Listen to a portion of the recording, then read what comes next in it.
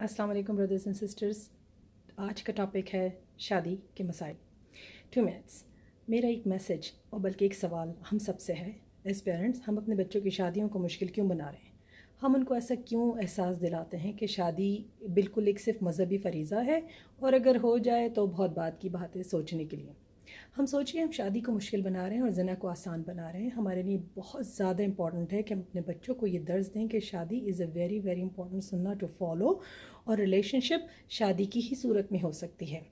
ठीक है ना?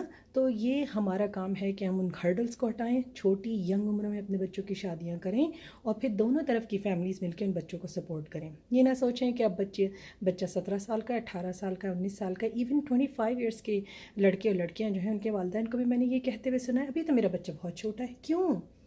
क्या आपको याद नहीं है कि हमेशा हमारी हिस्ट्री में यंग उम्र में शादियां ज़्यादा कामयाब रही हैं और आज के दौर में बच्चा ज़्यादा समझदार है।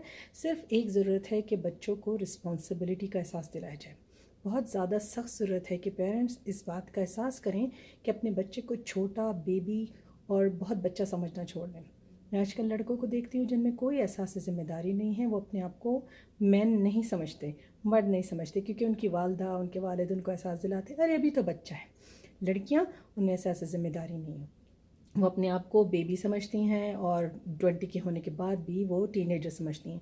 या फिर लड़के और लड़कियां दोनों खूब से खूब तर मज़ीद करियर की ग्रोथ, मज़ीद बेहतर अपॉर्चुनिटीज़ की तलाश में रहते हैं और एक वक्त आता है कि जो शादी उनको एक तरह से बोझ लगने लगती है या फिर एक बहुत ही गैर ज़रूरी फरीज़ा लगने लगती है। तो हमको सोचना है एज अ कम्युनिटी कि हम ऐसा क्यों कर रहे हैं कि हमारे बच्चे इस जगह पे पहुंच रहे हैं। तो आपको सोचना है कि आप शादी को किस तरह प्रमोट करते हैं। शादी is a basic foundation of our community, ठीक है? और ये आपने अपने बच्चे को बताना है। बहुत यंग एज से हम अपने बच्चों को हार्वर्ड के ख्वाब दिखाते हैं।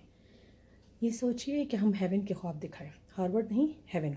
याद रखिए कि हम अपने बच्चों को जिस तरह पालते हैं उसकी जॉब डिस्क्रिप्शन अल्लाह सुब्हानहू तआला ने हमें दे के भेजी है।